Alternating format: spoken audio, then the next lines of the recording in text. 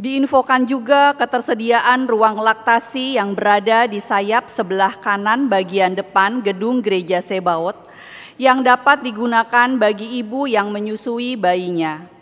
Keberadaan ruangan ini adalah tertutup sehingga yang tidak berkepentingan dilarang untuk masuk ke ruangan ini. Mohon menjaga kebersihan di dalam gedung gereja dan lingkungan gereja. Selamat beribadah, berkat Tuhan melimpah atas kita.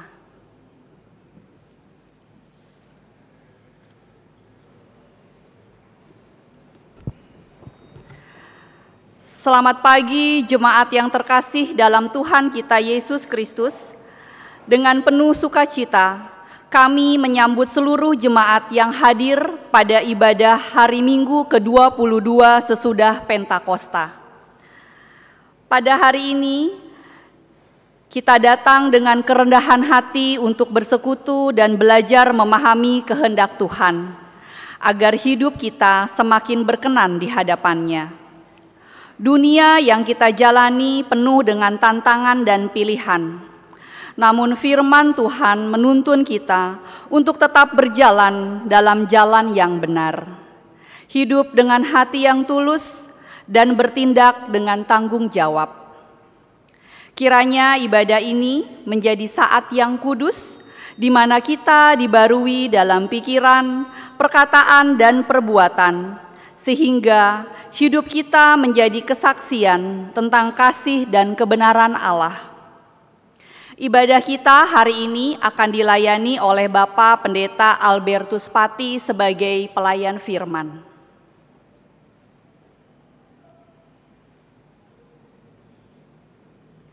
Jemaat Tuhan, marilah berdiri. Kita bersama-sama menghadap Tuhan sambil mengumandangkan kidung pujian bagi kemuliaan-Nya.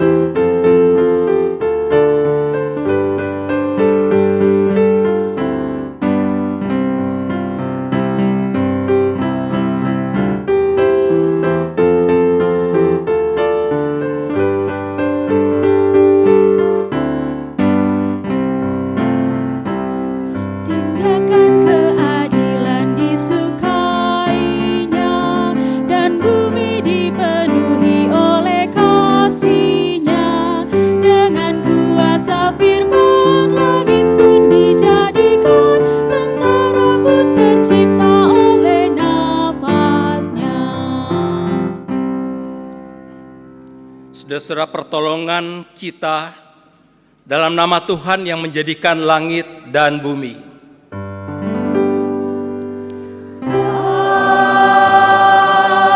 Amin. Firman Tuhan mengatakan, janganlah engkau menganggap dirimu bijak, takutlah akan Tuhan dan jauhilah kejahatan. Anugerah Tuhan Yesus Kristus dan kasih Allah dan persekutuan Roh Kudus menyertai kamu sekalian. Dan menyertaimu juga.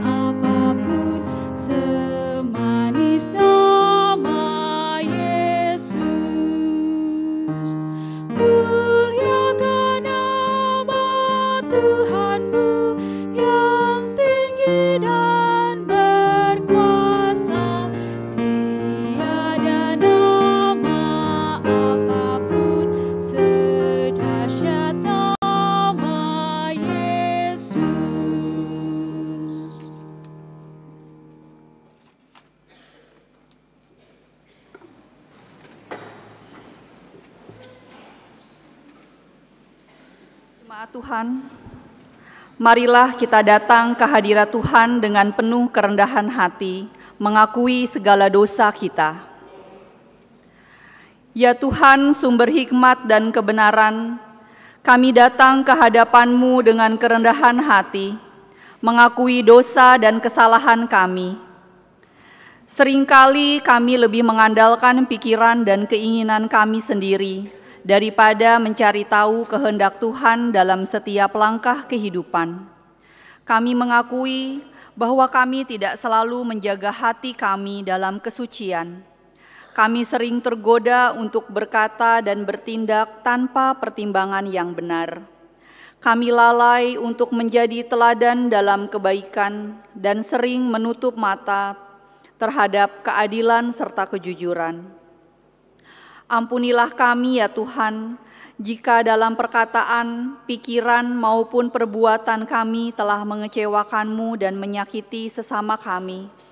Sucikanlah kami dari segala kesalahan, dan ajarkanlah kami untuk hidup dengan hati yang takut akan Engkau, agar kami mampu memilih yang benar dan berjalan di jalan-Mu. Inilah pengakuan kami, dengarkanlah ya Tuhan.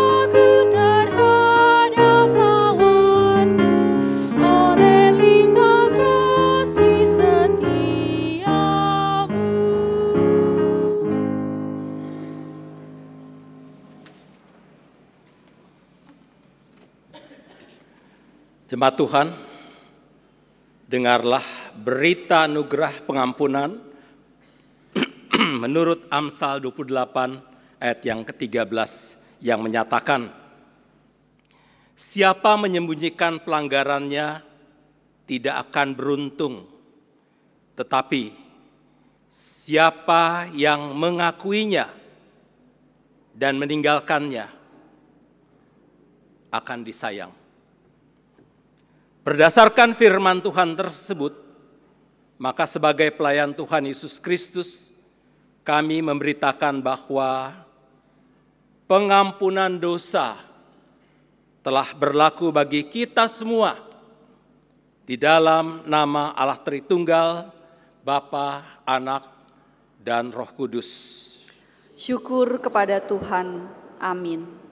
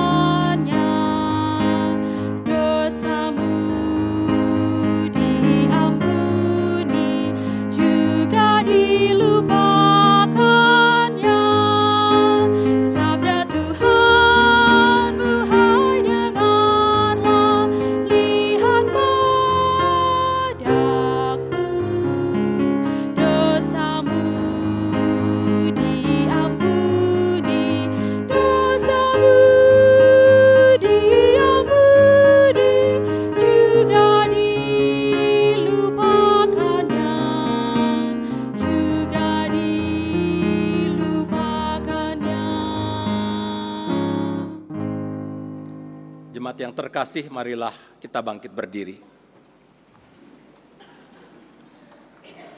Dengarlah perintah hidup baru sebagai tekad dan komitmen kita untuk hidup lebih baik dari hari ke hari oleh tuntunan Roh Kudus berdasarkan Efesus pasal 5 ayat 15 hingga yang ke-17 yang menyatakan, karena itu perhatikanlah dengan seksama bagaimana kamu hidup. Janganlah seperti orang bebal, tetapi seperti orang bijak.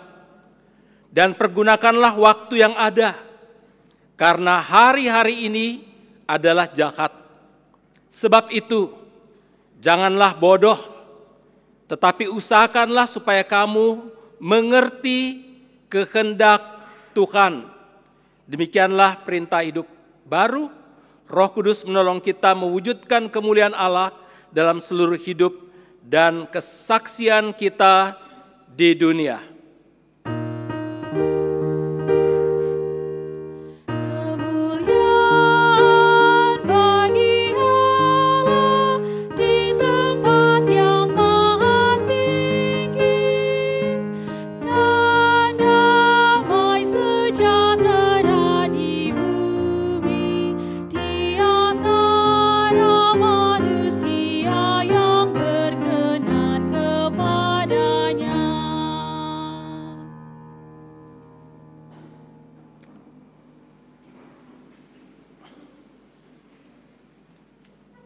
Saudara-saudara, kita akan dengarkan puji-pujian dari paduan suara Narwastu.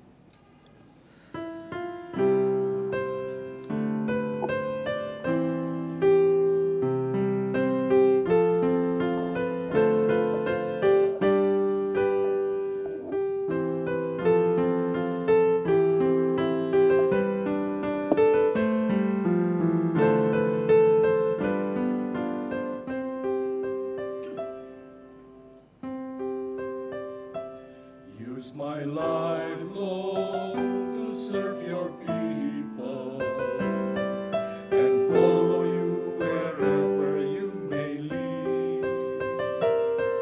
Let everything I do reveal my trust in you. Your faithful witness I will be.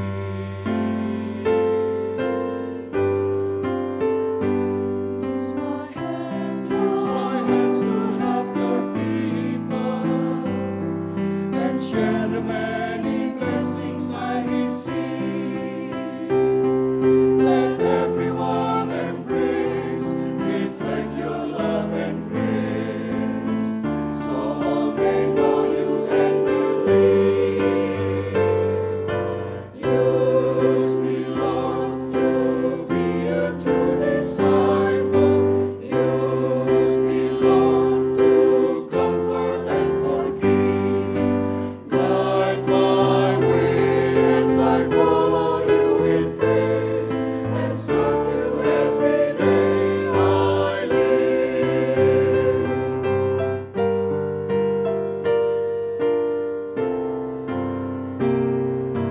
Take my life and let it be used to serve you faithfully. Show me, Lord, what you have planned. Help me live as you command. Help me live as you command.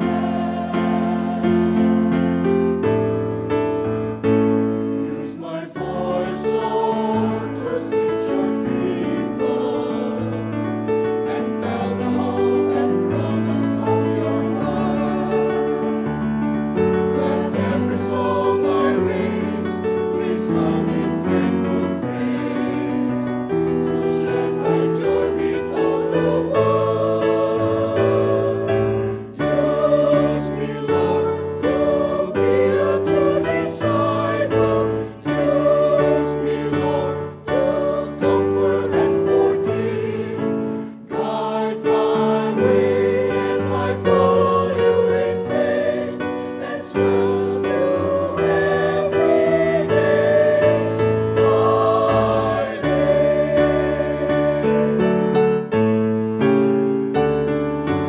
Take my life and use me, Lord.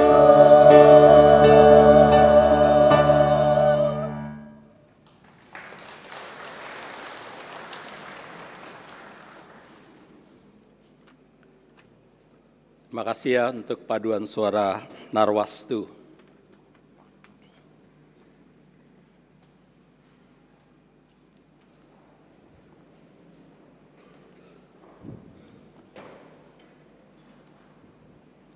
Saudara-saudara, sebelum kita mendengarkan pemberitaan firman, mari kita berdoa. Bapa Surgawi, kami bersyukur, kami berterima kasih Tuhan untuk cinta kasih Tuhan yang senantiasa kami rasakan dalam kehidupan kami. Kami rasakan dan alami Engkau menyertai kami setiap saat di tengah-tengah berbagai tantangan, pergumulan, persoalan dan masalah. Bahkan Tuhan, ketika kami gagal, ketika kami jatuh, Engkau mengangkat kami, Engkau menolong kami, sehingga kami bangkit kembali, berjalan kembali ke arah yang benar. Tuhan, terima kasih Bapa untuk cinta kasih-Mu yang luar biasa bagi kami. Dan sekarang Tuhan, kami hendak mendengarkan firman-Mu. Kami mohon Tuhan berfirman, Tuhan kuatkan kami, sehingga kami mampu merespons cinta kasih-Mu itu Tuhan, dengan hidup secara bermoral, dengan hidup yang bertanggung jawab, yang boleh menjadi berkat bagi sesama kami, dan terutama memuliakan Tuhan. Berfirmanlah ya Bapa, demi Kristus kami berdoa. Amin.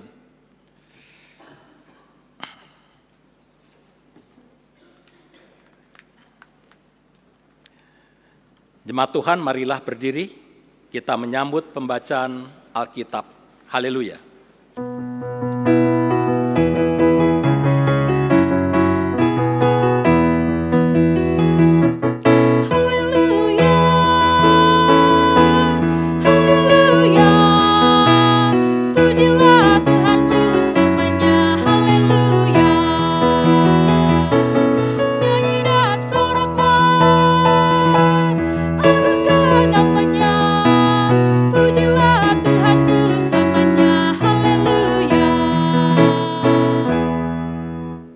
Pembacaan Alkitab hari ini terdapat dari Amsal 1 ayat 1 sampai dengan 16.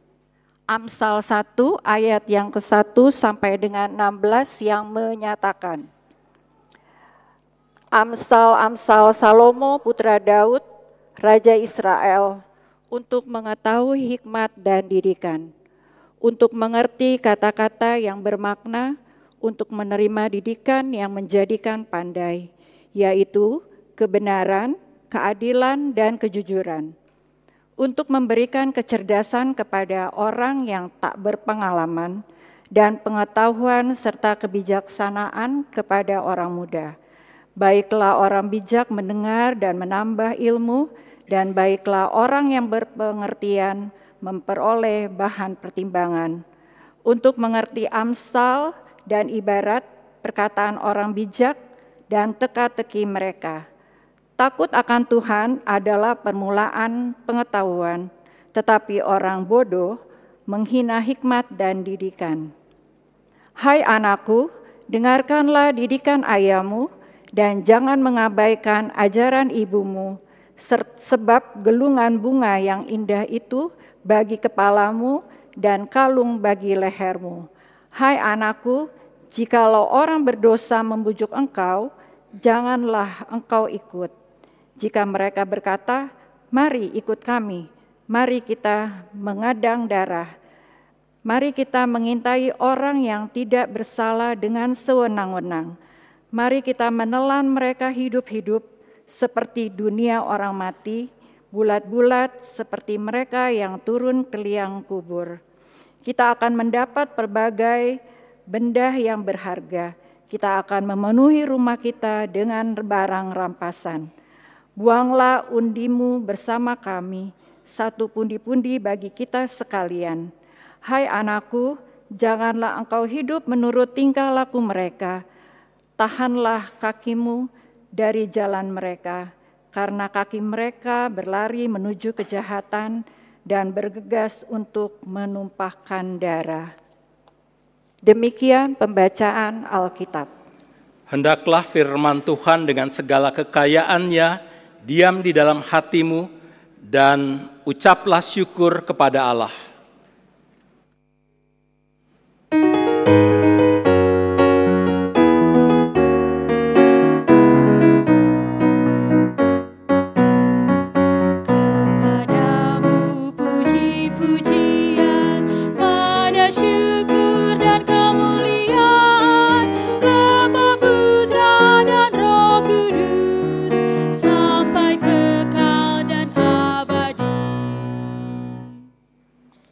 Silakan duduk. Shalom. Saudara-saudara, saya ingin perkenalkan diri dulu, boleh ya? Nama saya Pendeta Albertus Pati, saya dari Bandung, dari GKI Maulana Yusuf di Bandung. Tapi kalau lihat dari packaging saya, saudara-saudara, orang selalu bilang saya GPIB. Jadi ketika saya bersama Gus Dur, waktu 400 tahun GPI ya, kekristenan masuk di tanah Ambon, kami ke Ambon, begitu saya mau ceramah, begitu lihat saya, dia bilang, ini pasti GPM. Saya bilang bukan, GPIB. Saya bilang bukan. Jadi dari mana? GKI. Loh GKI kita tahu sipit-sipit semuanya. Saya bilang saya Hitachi. Hitam tapi Cina. Jadi saudara-saudara, istri saya satu, marganya Tobing, orang Batak, saudara-saudara. Kami udah Indonesia, jadi anak saya botak, Ambon Batak maksudnya. Yang satu di Brisbane, bekerja di sana, satu jadi lawyer Jakarta. Jadi sekarang saya dengan istri, lo lagi. Lihat-lihatan terus berduaan aja, nggak ada sapa-sapa lagi, saudara-saudara. Kalau saudara-saudara ke Bandung, mampirlah ke GKI Maulana Yusuf. Itu gereja yang paling dekat dengan, ada 2 gereja yang paling dekat dengan Gedung Sate, Gedung Pemerintahan Jakarta. Satu GPB Maranatha, satu GKI Maulana Yusuf. Kalau di GKI Maulana Yusuf, di depannya itu ada sate yang paling enak di dunia. Saudara-saudara datang, mampir, kontak nama saya, kontak saya aja. Saya akan datang. Nomor telepon bisa minta di majelis. Nanti saya datang, kita makan. Jangan takut. Setelah makan baru kita negosiasi yang bayar siapa.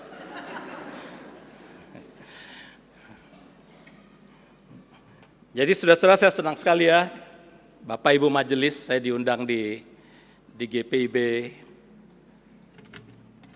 Zebaut ini, karena meskipun saya orang GKI, saudara-saudara, tapi saya paling suka makanan GPIB, Brenibon dan ikan apa itu? Ya, cakalang rica-rica. Ah, itu saya nomor 1. Nanti ada nggak nanti? Oke, saudara-saudara, hari ini tema kita adalah yang bermoral, yang bertanggung jawab. Ini tema yang bagus sekali, saudara-saudara. Yang bermoral dan yang bertanggung jawab. Meskipun ini tema bagus, saudara-saudara, tapi susah untuk jadi bermoral dan bertanggung jawab. Paling tidak ada 2 alasan. Yang pertama, saudara dan saya ini manusia yang rapuh,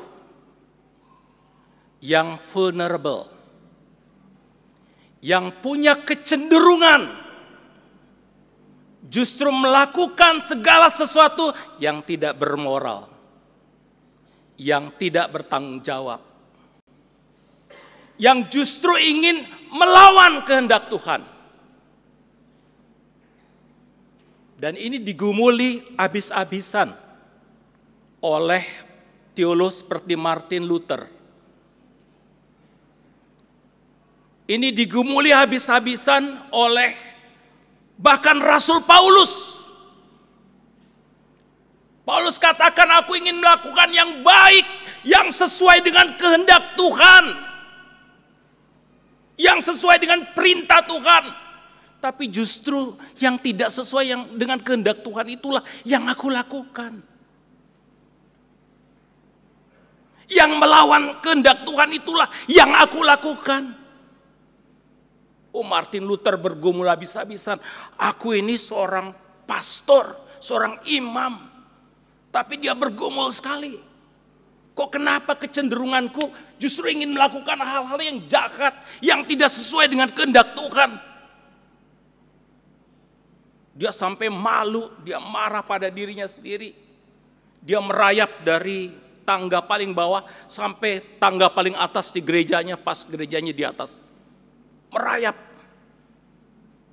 Tapi Martin Luther tiba pada kesimpulan, nggak bisa manusia kita kalau berharap pada kekuatan kita, berharap kita bisa bermoral, bertanggung jawab, lalu kita merasa kita jadi layak di hadapan Tuhan. No way, impossible. Lalu Martin Luther tiba pada kesimpulan, pada akhirnya keselamatanku itu cuma sola gratia. Aku nggak bisa lakukan apa yang terbaik yang Tuhan mau. Aku gagal terus. Aku tak mampu, aku rapuh, aku vulnerable. Oleh karena ini cuma sola gratia, keselamatanku ini. Aku dijadikan anak Tuhan ini, bukan karena aku hebat, bukan karena aku mampu, bukan karena aku bermoral, Bukan karena aku hidup secara bertanggung jawab. No way. Tapi karena sola gratia, cuma anugerah Tuhan. Cuma anugerah Tuhan. Tapi itu bukan berarti saudara oleh karena itu, ya suka-suka aja lah, lakukan apa saja, toh nanti Tuhan kasih anugerah. Bukan itu juga saudara. Kita berusaha melakukan yang terbaik. Berusaha better every day. Kalau gagal Tuhan akan tolong kita. Nanti kita akan uraikan lagi saudara di belakang. Tetapi kita tahu kita rendah hati. Yang hendak dikatakan di sini, rendah hatilah. Kita semua orang yang gak layak kok. Oleh karena itu jangan menghakimi orang lain. Jangan menjudge orang lain. Gak usah jelek-jelekin kekurangan orang lain. Omongin kekurangan orang lain. Kita semua kurang. Kita semua tidak layak. Kita semua diselamatkan hanya oleh anugerah. Jadi itu pertama saudara, betapa susahnya kita untuk hidup bermoral sekaligus bertanggung jawab. Yang kedua saudara, kenapa kita susah sih hidup bermoral dan bertanggung jawab? Karena kecenderungan kita untuk hidup justru tidak bermoral dan tidak bertanggung jawab. Kenapa kecenderungan kita gitu? Soalnya saudara, seringkali yang tidak bermoral dan tidak bertanggung jawab itu datang bukan melalui ancaman, tetapi melalui godaan-godaan yang enak dan nyaman, yang menyenangkan. Susah ditolak. Susah banget ditolak, saudara. Menyenangkan sekali. Anak-anak muda, kaum muda hidup dalam pergaulan bebas sana-sini. Seks bebas sana-sini. Sesuatu yang menyenangkan.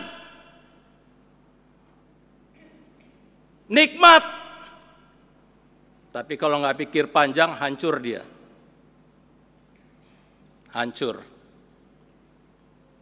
Udah berapa banyak orang yang jatuh dalam narkoba? Jemaat saya sudah saudara, ribuan orang dan itu kebanyakan mahasiswa.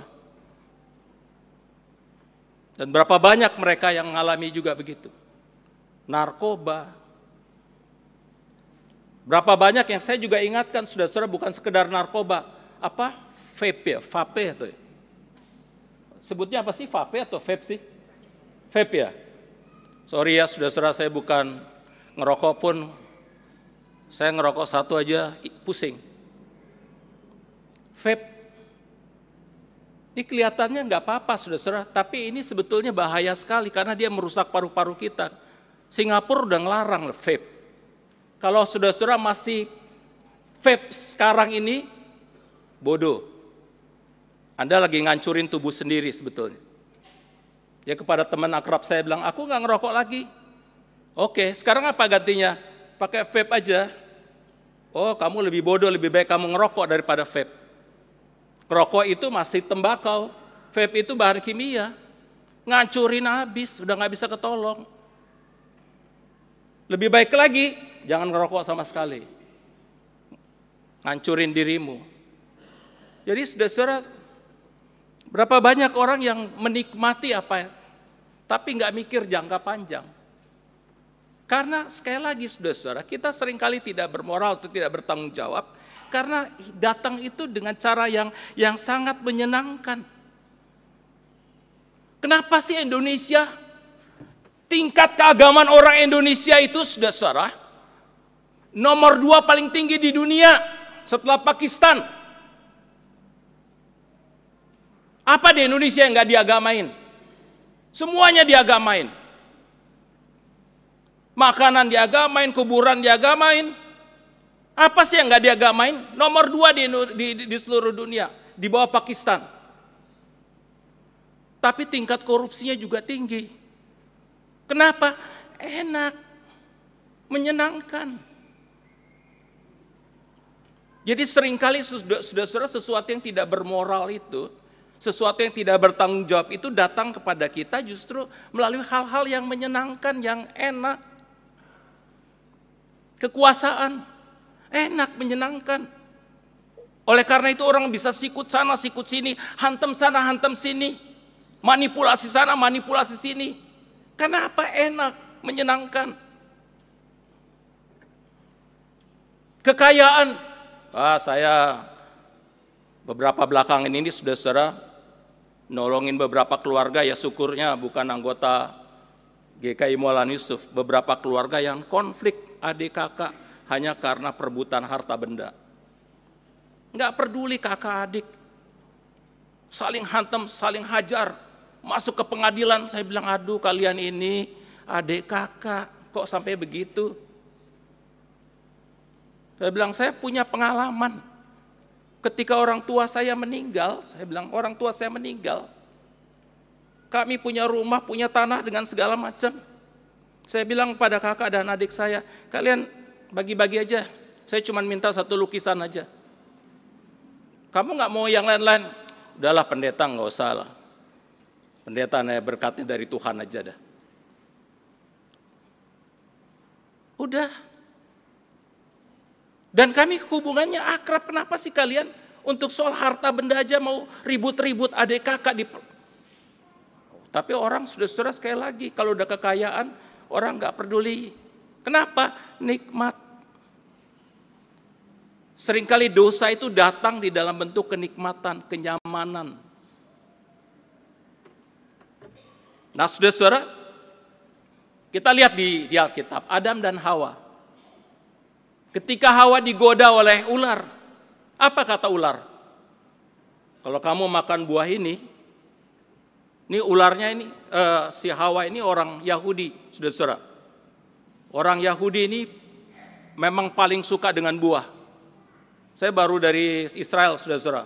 Mereka bikin banyak sekali penemuan-penemuan soal buah itu. Ada tomat, saudara-saudara. Tomat sekecil gini nih, kayak raisin. Raisin itu apa sih? Raisin itu apa sih? Kismis, kayak sebesar kismis. Sebesar kismis, Prof, raisin itu. Saya bilang, untuk apa bikin sekecil gitu?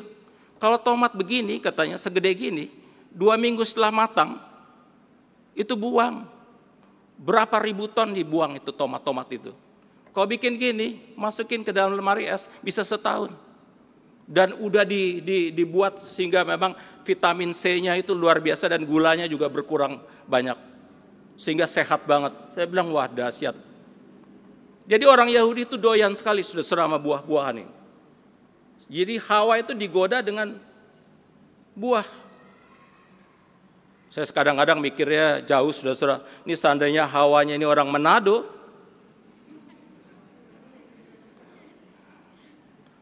begitu ular bilang, nih silakan makan buah. Kita nggak mau. Kita maunya ular. Nggak akan jatuh dalam dosa ya. Saya pergi ke sana, saudara-saudara, ke Manado, lalu ke pasar ekstrim. Lalu sampai di pasar ekstrim, lihat, ya Tuhan, ini ular besar-besar. Saya sampai kaget, saya mundur. Karena mundur, kena di belakang gitu, lihat ular lebih besar lagi. Tuhan. Aduh, yalah, jantungan terus di situ, saudara-saudara ya. Nah gitu, sekali lagi saudara-saudara, ketika Hawa digoda oleh iblis, makan buah itu. Kenapa aku harus makan? Kalau kamu makan buah ini, kamu akan berkuasa, kamu akan sama seperti Allah. Nikmat, kenyamanan. Lalu dia mulai, persetan dengan Allah, persetan dengan segala sesuatu. Aku ingin sama seperti Allah. Jadi saudara-saudara, ketika orang melanggar perintah Tuhan, pertama kali yang dia persetankan itu Tuhan. Gak peduli. Dia makan, selesai dia. Keluar dari situ. Jadi saudara-saudara, kenapa susah untuk hidup bermoral dan bertanggung jawab? Sekali lagi, karena kita rapuh. Kita vulnerable. Dan kedua adalah karena seringkali godaan itu Cobaan itu datang bukan melalui ancaman, sesuatu yang gak enak, tapi nyaman, enak, menyenangkan pertama-tama. Tapi kemudian nanti menghancurkan. Kalau kita tidak hati-hati, saudara, bahaya. Ada 3 tipe manusia, saudara. 3 tipe manusia. Yang pertama adalah manusia yang bodoh. Yang bodoh ini lakukan kesalahan, dia nggak tahu itu salah. Dia nggak tahu. Anak saya dulu waktu masih kecil, saya kuliah di Amerika Serikat, saudara. Lalu kami ke gereja. Anak saya masih sekitar 3 tahunan atau 4 tahun. Lalu kemudian dia lihat ada patung-patung kecil di gereja itu. Dia ambil, bawa pulang. Sampai, "Pak, aku punya patung kecil." Saya bilang, "Kamu patung kecil dari mana?" "Aku ambil di gereja." Kamu tahu nggak kamu mencuri? Nggak ada yang punya? No, itu punya gereja. Ayo sekarang kita ke gereja, kembalikan dan jangan pernah ngambil barang apapun yang bukan milikmu. Ya, kamu belajar sesuatu ya, jangan pernah ngambil barang apapun yang bukan milikmu. Datang ke gereja. Dia mau nangis, jangan nangis, kita belajarlah dari kesalahanmu. Kamu nggak tahu itu salah kan? Masih terlalu kecil, kamu belum tahu. Oke, nggak apa-apa. Yuk, kembali ke gereja, dia taruh lagi ke tempatnya. Oke, dia ingat selalu. Oke, saya nggak boleh ngambil barang apapun yang bukan milik saya. Dia nggak tahu, dia masih bodoh. Ada banyak orang yang lakukan kesalahan, nggak tahu memang itu salah. Oke, dimaafkanlah. Itu tipe orang pertama, anak-anak. Tipe orang kedua, saudara. Ini orang pinter, pandai, tahu membedakan mana yang baik, mana yang buruk, mana yang benar, mana yang salah. Tapi dia milih lakukan yang buruk justru. Dia milih lakukan yang salah justru. Ini kata Amsal, ini foolishness, kebodohan. Bukan orang bodoh, ini kebodohan.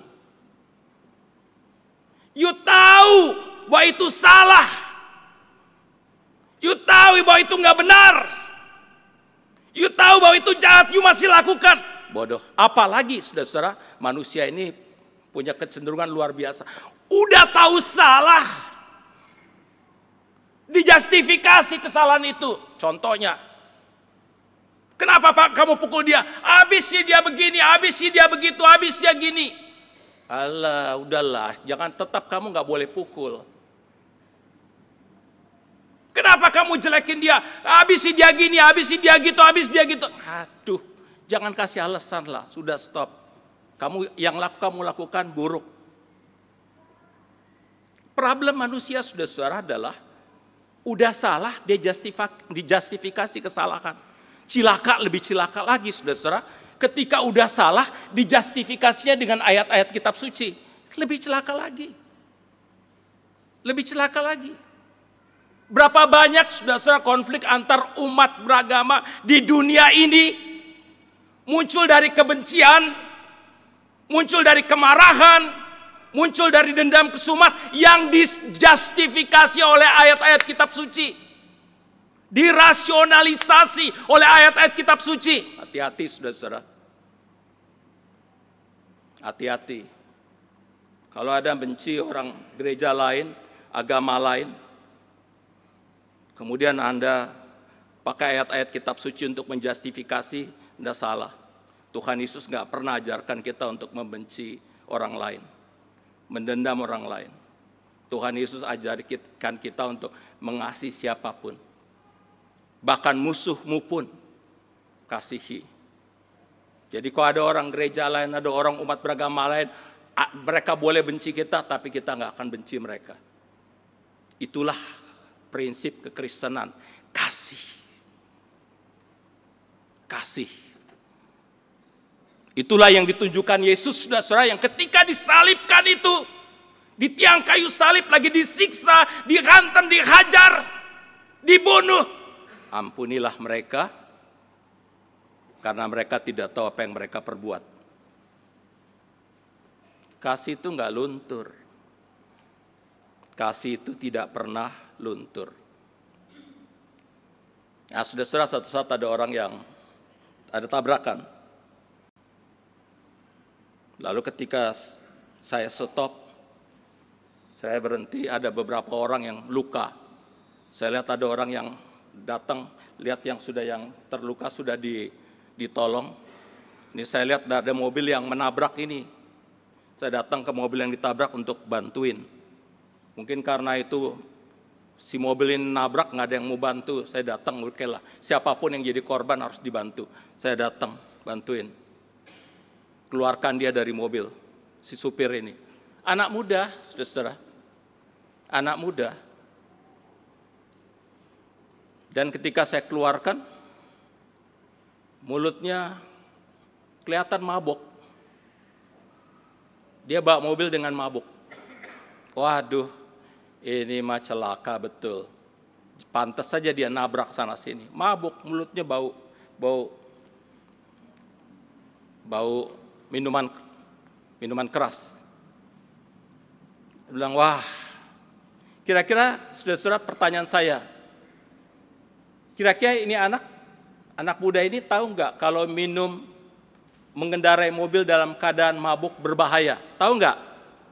Tahu? Yakin? Kenapa dia lakukan? Ini yang namanya foolishness. Ini kebodohan. Tahu, tapi juga lakukan juga. Ini kebodohan. Pinter, tetapi kepinterannya itu tidak, ini pinter di dalam intelektual mungkin, tetapi morally dia bodoh. Spiritually dia bodoh. Dan berapa banyak orang, saudara-saudara, yang meskipun Kristen, rajin ke gereja, tapi morally, spiritually bodoh. Hancur mereka. Oleh karena itu, saudara-saudara, ketika firman Tuhan mengatakan tentang ayat 7, takut akan Tuhan adalah permulaan pengetahuan. Itu bukan cuma pengetahuan intelektual, tetapi juga pengetahuan di dalam konteks moral, tetapi juga pengetahuan dalam konteks spiritual, pengetahuan di dalam konteks emosional. Itu pengetahuan yang holistik, di mana kita bisa mengontrol diri kita, atau kita biarkan Tuhan mengontrol diri kita total. Itu tipe yang kedua, saudara-saudara, pinter, tahu membedakan benar dan salah, buruk, jahat dan baik, tapi justru lakukan yang justru buruk, yang salah. Tipe yang ketiga, saudara-saudara, adalah tipe di mana orang pinter tahu bedakan mana yang benar dan salah, yang jahat maupun baik, dan dia tahu. Karena dia takut akan Tuhan, maka dia lakukan segala sesuatu sesuai dengan kehendak Tuhan. Lalu orang pernah nanya kepada saya, apa sih maknanya takut akan Tuhan? Apakah takut akan Tuhan itu seperti kita takut pada suster ngesot? Ada film, saudara-saudara ya, film Indonesia yang setan-setan itu, suster ngesot. Tahu ya? Siapa yang pernah nonton? Ada ya? Saya bingung kenapa sih orang takut sama suster ngesot. Jalan aja nggak bisa dia. Kok takut sih? Jadi saudara-saudara, bukan takut seperti kita takut pada orang jahat, atau kita takut pada setan, atau kita takut pada sesuatu yang membahayakan kita, bukan. Ketika firman Tuhan katakan takut akan Tuhan, itu adalah rasa hormat, rasa kagum, rasa cinta yang sungguh-sungguh sehingga kita takut kalau kita lakukan sesuatu dia akan luka hatinya. Kalau kita cinta pada istri kita atau kita cinta pada suami kita, kita akan takut lakukan sesuatu yang membuat dia jadi sedih. Kita akan lakukan yang terbaik kepada dia. Kita berikan yang the best. Bukan takut diancam, tapi kita takut dia ini jadi terluka hatinya. Kita takut dia sedih. Kita ingin memberikan yang terbaik sama saudara. Ketika kita cinta kepada Tuhan, ketika kita hormat kepada Tuhan, ketika kita kagum pada Tuhan, kita lakukan yang terbaik. Karena kita tahu Tuhan sudah memberikan kepada kita yang terbaik.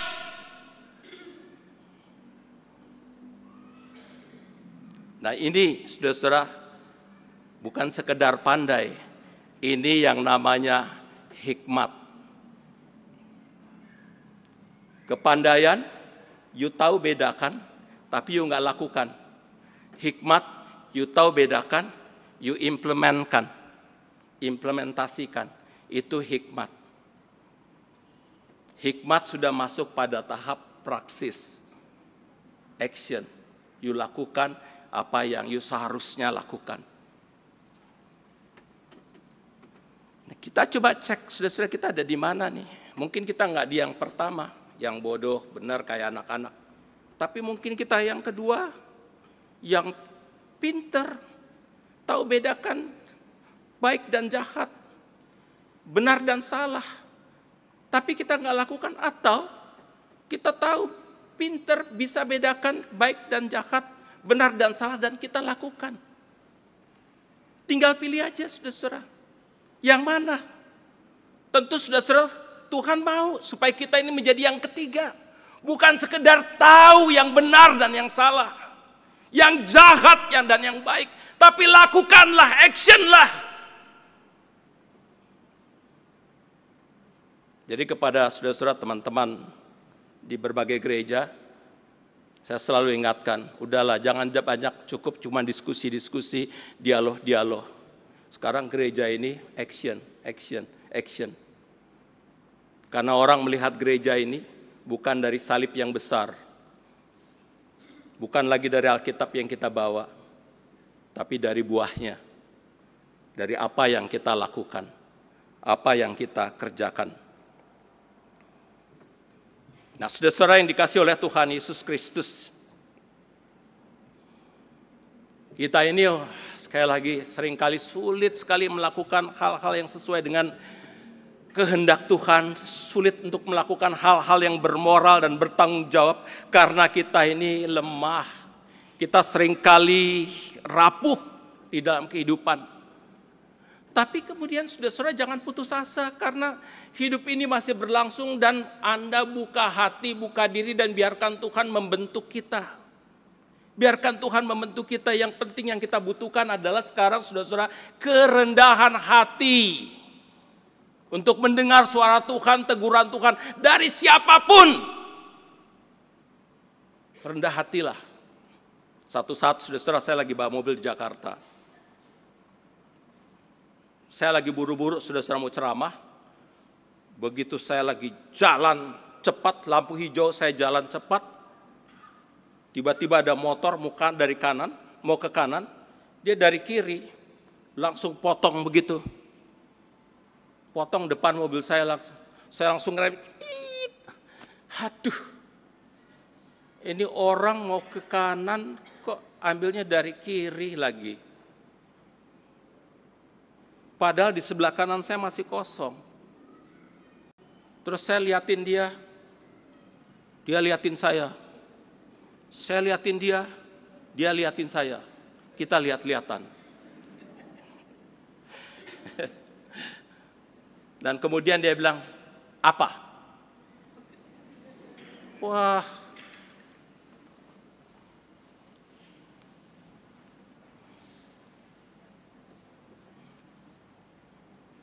Darah Ambon saya naik langsung. Ini orang kurang ajar juga, mesti dididik. Saya punya setiran itu saudara ada untuk kunci stang ya, kunci setiran itu dari besi. Saya bilang oke. Saya ambil gitu, saya mau keluar gitu. Mau keluar, ini orang mesti digetok nih orang nih. Saya mau keluar, saya udah marah banget, saudara-saudara. Kurang ajar banget nih orang nih. Terus tiba-tiba ada suara dari belakang saya. Papa kan pendeta. Mati, ada anak saya. Lupa, saking emosinya, ada anak saya. Saya bilang enggak kok, enggak apa-apa. Papa tenang, santai, saya taruh lagi. Senyum-senyum langsung saya, aduh Tuhan terima kasih, kok tegur saya melalui anak saya. Terima kasih Tuhan. Ya begitu dia datang, apa loh? Jangan, saya yang salah, sorry, saya bilang, saya minta maaf. Mau kemana? Oh saya mau ke sana, oke. Nanti saya belajar, saya yang salah sih. Oke kalau gitu, Bapak juga mau kemana? Saya bilang, ini saya lagi buru-buru. Oke, sampai ketemu tos dulu. Tos. Nggak gebuk-gebukan gini, tos. Gitu, terus jalan. Tapi dasar manusia, kesel ada anak gue. Kan selalu ya, ada ego ya. Pertarungan antara ego dan cinta kasih itu pertarungan sebel. Tapi kemudian saya duduk, Tuhan terima kasih. Terima kasih Tuhan. Buka hati saudara untuk Tuhan bentuk dari siapa saja. Sejak saat itu saudara, kalau ada yang menyebalkan gitu, saya senyum-senyum aja. Saya takut ada malaikat kecil di belakang lagi. Saya senyum-senyum, oke. Kenapa perlu saya juga kasih tahu ini saudara? Tingkat kemarahan terbesar manusia itu di dalam mobil dan motor. Apalagi kalau di Bogor sini. Sot. Apa loh? Apa? Belum lagi mutol, rebutan itu, pintu tol itu. Dua-duanya masuk pada pintu tol cuma untuk satu mobil. Rebutannya ampun, cuma ngalah sebentar aja, paling berapa detik. Udahlah silakan, mau majulah. Nggak mau, dua-duanya ngotot. Akhirnya dua-duanya berhenti aja untuk ngotot-ngototannya berapa menit coba. Ampun deh. Jadi sudah pernah ada teman saya gitu. Saya udah bilang suamimu itu yang suka ngomel-ngomel dan sebagainya, tahan diri. Satu saat dia kayak gitu, gak mau berhenti, akhirnya apa loh. Dia turun, istrinya bilang, udah tenang. Gak bisa, kamu juga diam katanya. Dia bilang sama istrinya gitu. Istrinya langsung gini, brengsek nih orang nih dalam hatinya mungkin. Langsung dia si suaminya keluar, apa loh, terus apa dan sebagainya. Terus datang si pegawainya, ini udah di belakang udah banyak yang antri. Akhirnya mereka masuk, suami yang di jalanan marah terus, dia habisnya dia ini, kamu sih yang gini, jalan, udah bayar, jalan, 100 meter kemudian suaminya sesak dada, mati. Dan tuh nyusahin pendeta. Karena biasanya telah meninggal dengan tenang. Kalau itu gimana? Masa ditulisnya telah meninggal dengan marah-marah? Jadi saudara-saudara, sabarlah sedikit saudara-saudara ya. Hidup ini udah susah, jangan tambah susah untuk hal-hal. Hanya karena kita bisa bersabar sedikit, semuanya lebih tenang dan semuanya lebih damai. Dan saudara-saudara gimana? Di tengah-tengah yang terakhir, di tengah-tengah kerapuhan dan vulnerability-nya kita, gimana kita bisa bertumbuh? Jadilah komunitas yang saling mendukung, yang saling mengampuni, yang saling menolong, yang saling menopang. Saya ingin cerita satu saudara terakhir. Seorang anak 17 tahun SMA kelas 3 datang ke saya. Pak Patih, ya, mohon maaf ya, saya mau mengaku dosa. Oke, saya bilang, kenapa? Saya telah seks bebas. Oke, terus sekarang saya hamil. Oke. Terus bapak ibu saya udah buang saya. Mereka nggak mau lagi saya tinggal di rumah, saya udah dibuang sana sini. Pak Pati mau menghantam saya, memukul saya juga saya udah nggak peduli deh. Saya udah malu, saya merasa saya udah nggak berhak hidup lagi. Dia hancur sehancur-hancurnya. Orang tua saya sekarang tinggalin saya. Saya bilang oke, saya ampuni kamu. Seperti Tuhan ampuni kamu. Jangan lihat ke belakang, kita lihat ke depan. Kamu tetap selesaikan sekolahmu. Kalau kamu mau kuliah kita biayai, saya akan cari biayanya. Kosnya saya biayai, gak usah takut. Kamu harus terus berkembang. Kamu yang penting belajar dari kesalahan.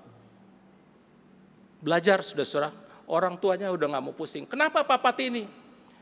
Pendeta, siapapun yang lagi rapuh, yang membutuhkan saya akan tolong. Udah, kalau kamu belum bisa ngampuni, saya juga pahami, tapi itu anakmu. Sekarang dia ada bersama saya akan tolong dia. Saya bantuin saudara-saudara. Ini anak berkembang, dan dia belajar dari kesalahannya. Dan dia sekarang kerjanya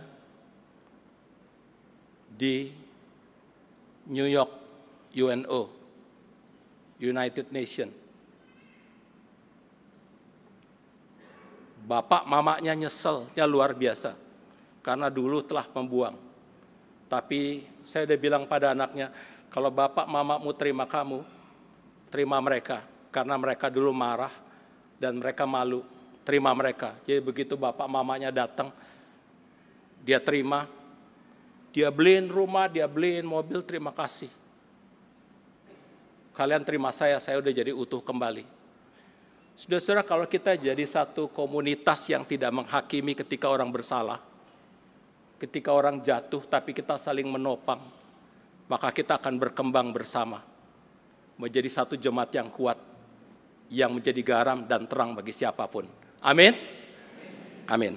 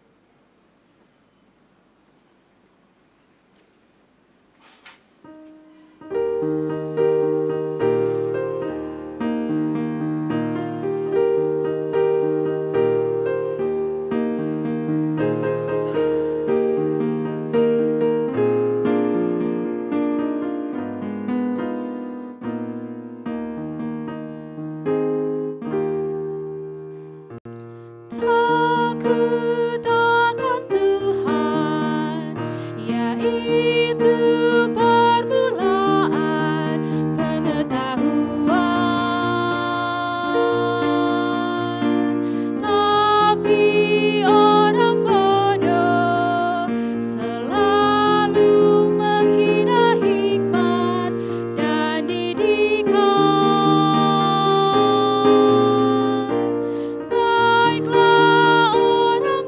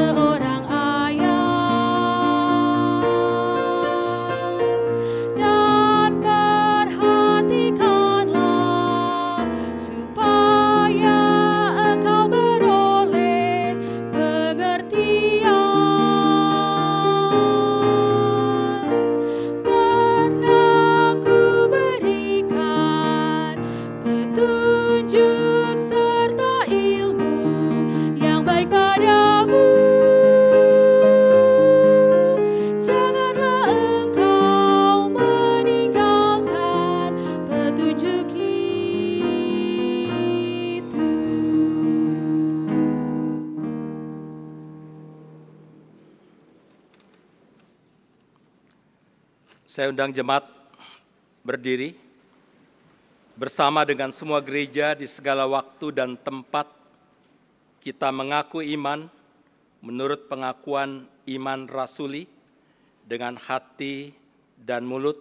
Hendaklah setiap orang berkata, aku percaya kepada Allah, Bapa yang Maha Kuasa, Khalik langit dan bumi, dan kepada Yesus Kristus, Anak yang tunggal Tuhan kita, yang dikandung daripada Roh Kudus, lahir dari anak darah Maria, yang menderita sengsara dan Pontius Pilatus, disalibkan, mati dan dikuburkan, turun ke dalam kerajaan maut.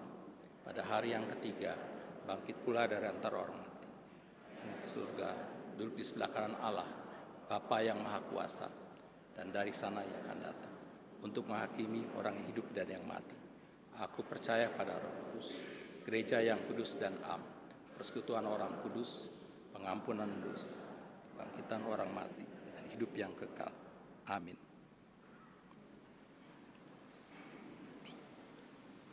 Saudara-saudara, marilah kita berdoa. Bapa Surgawi, kami bersyukur kepadamu ya Tuhan. Kau ingatkan kami ya Tuhan, untuk senantiasa memiliki kerendahan hati dan bersandar total pada kekuatan dan anugerah Tuhan semata. Karena dari kemampuan kami sendiri ya Tuhan, akan sulit bagi kami untuk berjalan sesuai dengan kehendak Tuhan. Sulit bagi kami Tuhan untuk hidup bermoral, untuk hidup bertanggung jawab, baik pada diri sendiri, sulit bertanggung jawab di tengah-tengah keluarga kami, di tengah-tengah gereja, di tengah-tengah pekerjaan, di kampus, di sekolah, di tengah masyarakat, tempat di mana Engkau mengutus kami. Oleh karena itu Bapa, di dalam segala kelemahan, di dalam segala kerapuhan kami ini, kami mohon Engkau ubah kami, Engkau baharui kami, Engkau tolong kami, Engkau kuatkan kami, Engkau bentuk kami ya Tuhan, sehingga kami sungguh-sungguh menjadi anak-anak-Mu yang menyatakan cinta kasih-Mu kepada siapapun. Kami mampu menjadi garam dan terang bagi siapapun. Bapa, di tengah-tengah segala kerapuhan kami, kelemahan kami, di mana kami total bersandar kepadamu, bersandar pada anugerah-Mu, biarlah Bapa juga menolong kami untuk mampu mengampuni setiap orang yang bersalah, setiap orang yang melakukan pelanggaran. Tolong kami ya Tuhan, untuk mampu menerima setiap orang di dalam segala kelemahan, di dalam segala keterbatasan, di dalam segala kerapuhan mereka. Jadikanlah kami jemaat-Mu Tuhan, jemaat yang saling menopang, saling mengisi, saling mengampuni, saling melengkapi, saling menguatkan, sehingga sungguh-sungguh Bapa, jemaat ini boleh bertumbuh, boleh berkembang, dan boleh menjadi berkat yang memuliakan Tuhan dan menjadi berkat bagi siapapun. Terima kasih Bapa, hamba berdoa untuk setiap pribadi yang hadir di sini dengan berbagai tantangan, pergumulan, persoalan yang mereka alami dan hadapi. Ya Tuhan, tantangan, pergumulan, persoalan memang kami seringkali hadapi. Di dalam kerapuhan kami seringkali kami mengeluh, kami merasa tidak berdaya. Tapi biarlah Bapa hari ini Engkau ingatkan kami, betapa di dalam ketidakberdayaan kami, di dalam kerapuhan kami, di dalam kelemahan kami yang membuat kami seringkali cemas, takut, khawatir. Tuhan bekerja, Tuhan menolong kami, Tuhan menguatkan kami. Tuhan akan membuat kami mampu bukan saja berdiri, tapi bahkan berjalan kokoh dan kuat. Terima kasih Bapa, oleh karena itu ajar kami untuk senantiasa menyerahkan segala kekhawatiran, ketakutan dan kecemasan kami hanya di dalam kuasa Tuhan Yesus Kristus yang mengasihi kami semua.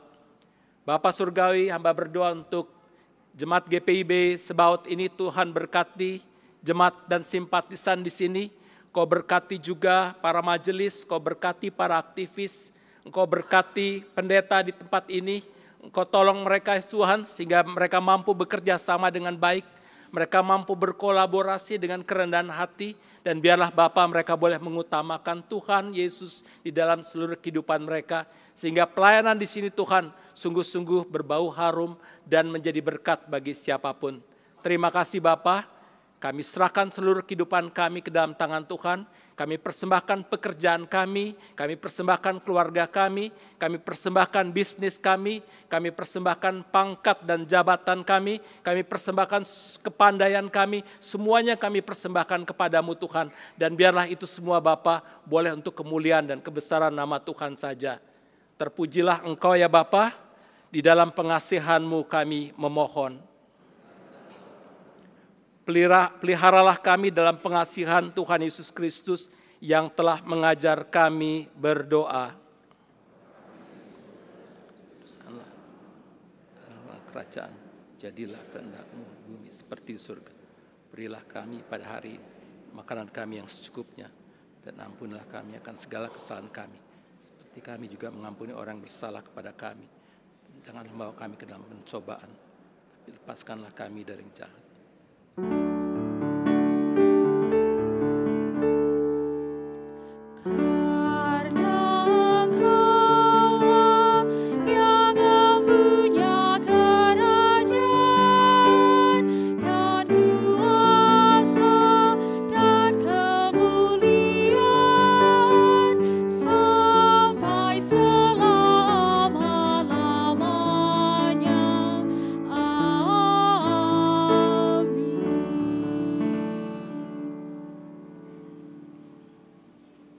Kita akan dengarkan kesaksian pujian dari Kolintang.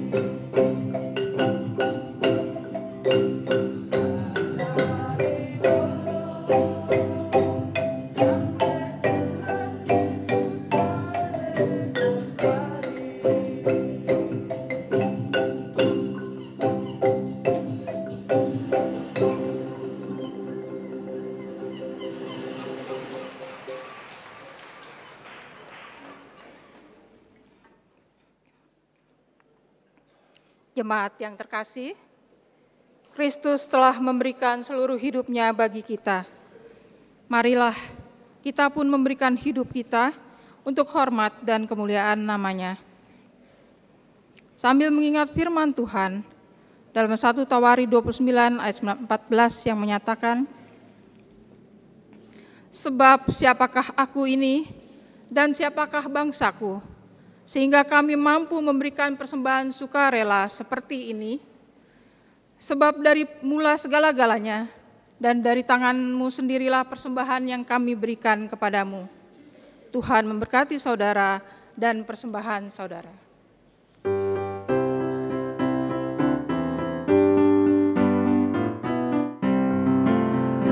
Ucap syukur pada Tuhan karena kita diselamatkan oleh-Nya.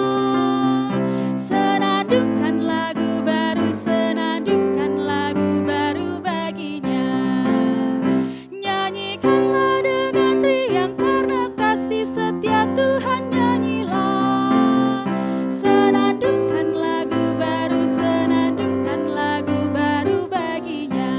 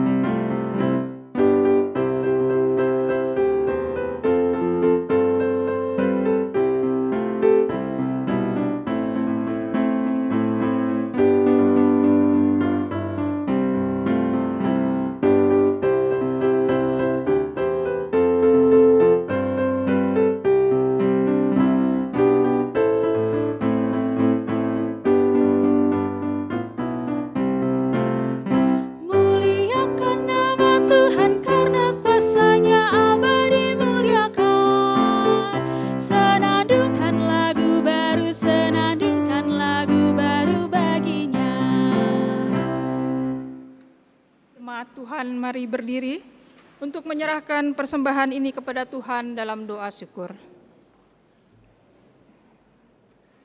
Ya Tuhan, sumber kasih, kami membawa persembahan ini sebagai ungkapan syukur atas segala berkat dan pemeliharaan-Mu.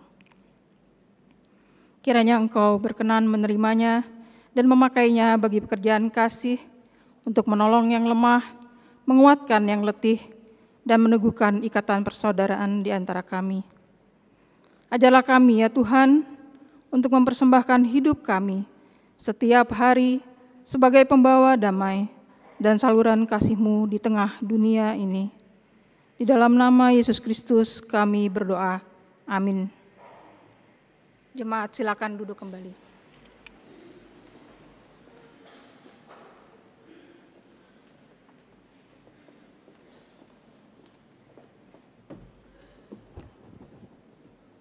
Jemaat yang dikasihi Tuhan kita Yesus Kristus, sebagai bagian yang tidak terpisahkan dari ibadah ini, marilah kita simak bersama Warta Jemaat hari Minggu tanggal 9 November 2025 sebagai berikut.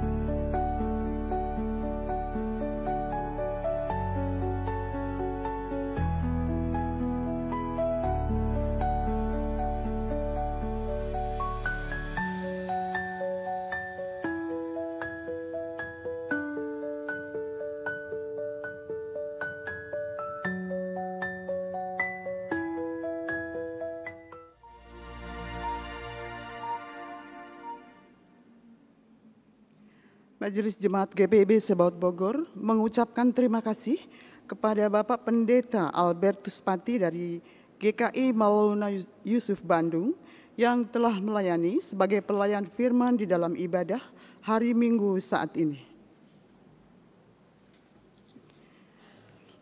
Majelis Jemaat GPIB Sebaut Bogor mengucapkan terima kasih kepada Vokal Grup Narwastu dan Kolintang Jelita dari PKP yang telah melayani pengisi pujian di dalam ibadah hari Minggu saat ini. Demikian pokok warta untuk minggu ini. Warta jemaat lengkap dapat diunduh melalui website gpibsebautbogor.com dan kami mengundang seluruh warga jemaat untuk berpartisipasi aktif di dalam kegiatan jemaat. Selamat berkarya di minggu yang baru. Tuhan Yesus memberkati.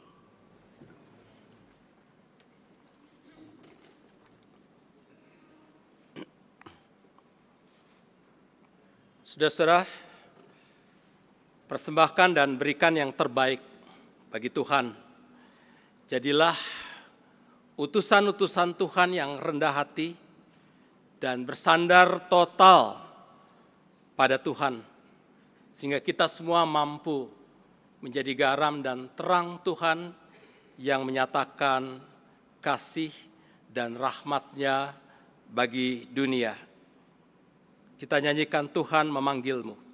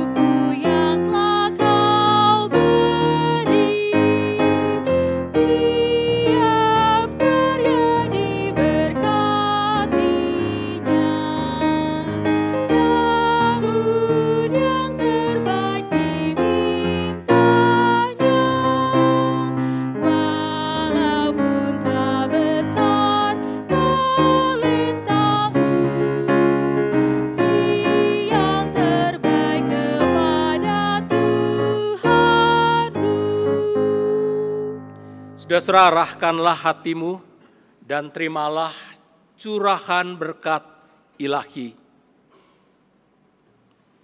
Tuhan memberkati engkau dan melindungi engkau. Tuhan menyinari engkau dengan wajah-Nya dan memberi engkau kasih karunia. Tuhan menghadapkan wajah-Nya kepadamu dan memberi engkau damai sejahtera.